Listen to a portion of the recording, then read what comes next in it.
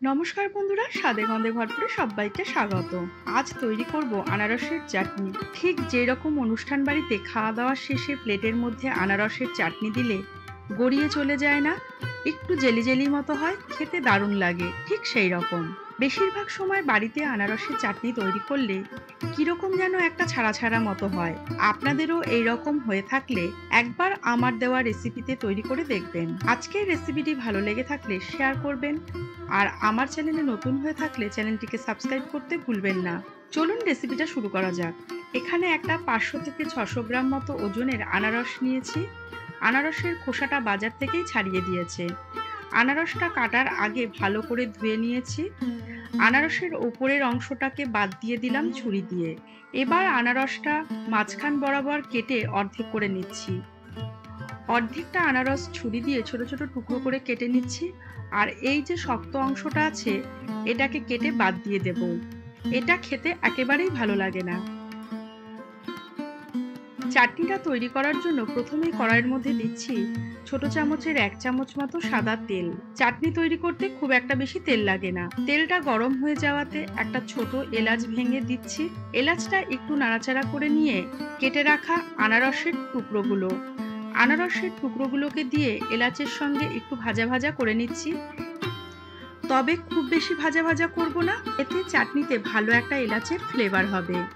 এই সময় বাকি যে অর্ধেকটা আনারস আছে সেটাকে গ্রেটারের সাহায্যে এইভাবে গ্রেট করে নিচ্ছি। এবার স্বাদ মতো লবণ আর 1/4 চামচ হলুদের গুঁড়ো দিয়ে একটু নেড়েচেড়ে নিয়ে দিচ্ছি গ্রেট করে রাখা আনারসটা। আরও একটু নাড়াচাড়া করে নিয়ে একটা ঢাকা লাগিয়ে গ্যাসের ফ্লেমটা লো করে দিয়ে আনারসটা সেদ্ধ হতে দেব। আনারসের রসেই আনারসটা সেদ্ধ হয়ে যাবে।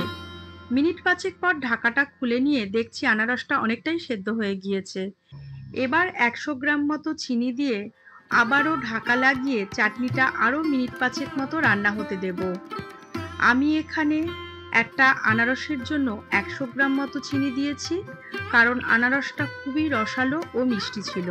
মিষ্টিটা নিজেদের স্বাদ মতো দেবেন।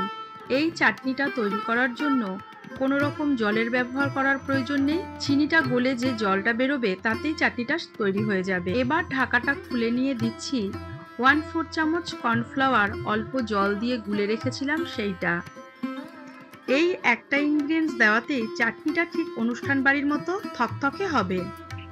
এবার 1 মুঠো মতো কিশমিশ, কাজু বাদাম আর কিছু সরু সরু করে কাটা আদার টুকরো দিয়ে আর একটু চাটনিটাকে ফুটিয়ে নিয়ে গার্নিশিং এর জন্য দিচ্ছি সামান্য পরিমাণে চিলি ফ্লেক্স।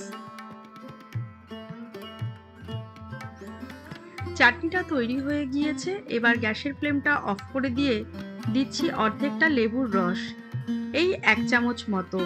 এতে চাটনিতে একটা টক ঝাল মিষ্টি স্বাদ আসবে। আনারসের সিজনে বাড়িতে এইভাবে আনারসের চাটনি বানিয়ে শেষ পাতে পরিবেশন করে বাড়ির সবাইকে তাক লাগিয়ে দিতেই পারেন। আবারও ফিরে আসবো এইরকম অন্য কোনো রেসিপি নিয়ে।